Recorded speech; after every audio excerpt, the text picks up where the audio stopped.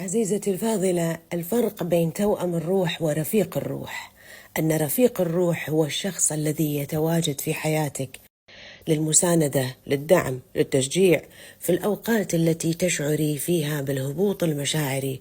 تشوفي هذا الشخص يظهر لكي يعطيك دعم ومساندة. وأيضا رفيق الروح يتواجد دائما في مواقف السعادة، يسعد لسعادتك جدا. هذا رفيق الروح. أما بالنسبة إلى توأم الروح فهو شخص مر في حياته بما مررتي به أنت أيضا، ودائما بينك وبينه علاقة فيها نظرة العين هي اللي تكشف هذا الموضوع.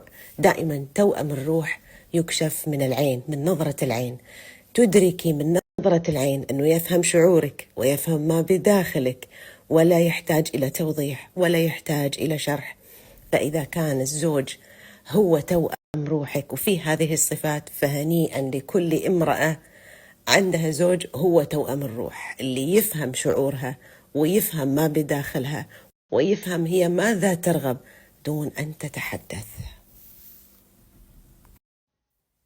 الفرق بين رفيق الروح وبين الصديق أنه الصديق ممكن أن يتواجد في أفراحك أكثر، ولكن في المحن أو في أحزانك ممكن أنت تتواصل معه من أجل مسألة معينة أو استشارة أو فضفضة.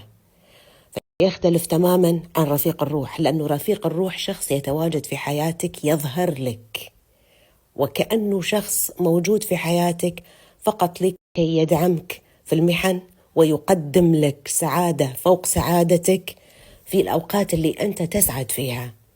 فهناك فرق بين الصديق وبين رفيق الروح، لأنه رفيق الروح يظهر، بينما الصديق ممكن أن يكون التواصل من قبلك أنت.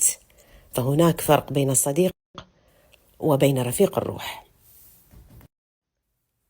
عزيزتي الفاضلة، عندما تكون النتائج دون المستوى المطلوب تأكدي أن المشكلة هي في تقدير الذات.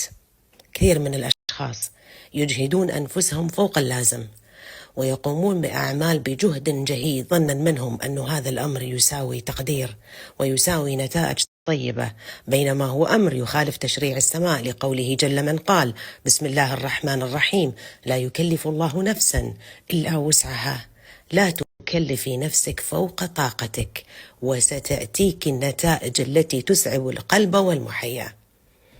النتائج، درجة النتيجة دائما مرتبطة بتقدير الذات. قدري نفسك أكثر وراح تشوفي نتائج أفضل بأمر الله وفضله.